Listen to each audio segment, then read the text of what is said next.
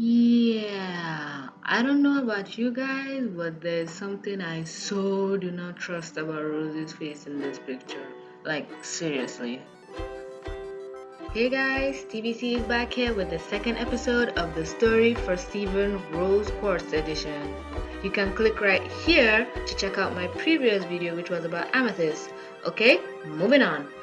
If you haven't watched the last two episodes of season 1 of Steven Universe, consider this a spoiler warning. So, if you know Garnet, you know one of two things. She's the current leader of the Crystal Gems, which I myself didn't figure out for a while, and she's a fusion, which I ruined for myself by going online and seeing it before I watched the episode, which was by watching channel Frederator's 107 Facts about the aforementioned show. So if you know Garnet's a fusion, you have to know her two original gems are Ruby and Sapphire, and they're the two I'm gonna focus on a little bit more in this video.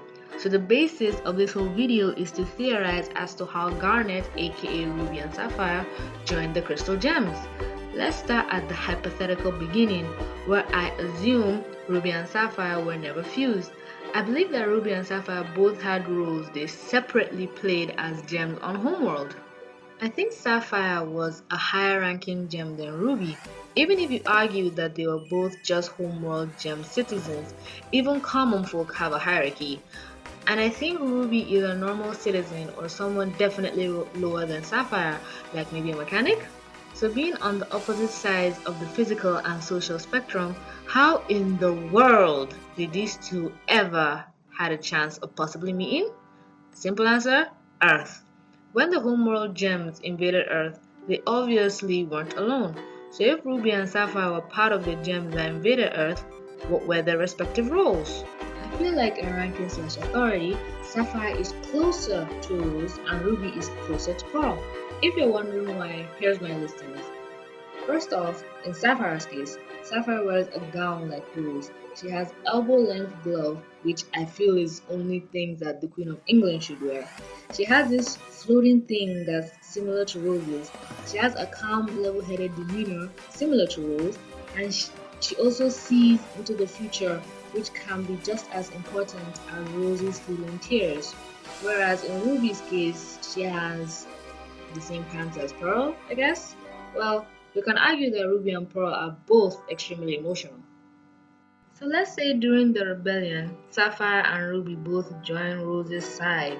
Because if you check the doors to the Crystal Temple, you'll see there's both a blue and red stone indicating they both had rooms. In the episode Love Letter, Garnet tells Jamie that love takes time and love takes work, and that she doesn't believe in love at first sight. So probably Ruby and Sapphire didn't start out on the best of terms, maybe like frenemies or something, and they fell in love gradually from there, or maybe even began falling in love even before then, maybe while still on the side of Homeworld. Because in the new extended opening theme, we hear Garnet sing a song, I will fight for the place where I'm free to live together and exist as me. indicating that Homeworld probably knows about fusion prior to the events of the War of Earth. So if Earth is the place where Garnet is free, maybe that's more in the sense of the entire relationship, because we all know how society feels about intersocial class dating. Homeworld must have severely condescended Ruby and Sapphire's fusing, probably because they were like the first ever fusions or something.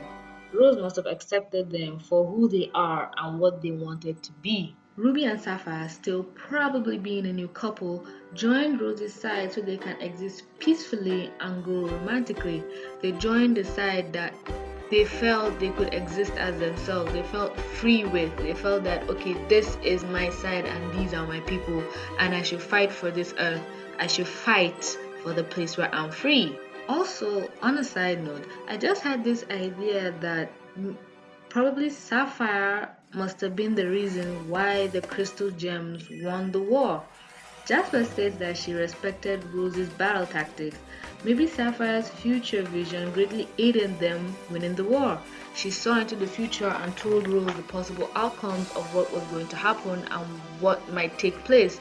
And Rose used that to help them, the Crystal Gems, win the war and save Earth. That's actually a good idea when you think about it. It just came to me as I was just making this episode. Anyway, that's just my idea. So if you agree with my theory, let me know in the comments below. The next and last episode will be about Pearl, so stay tuned. This is TVC signing out.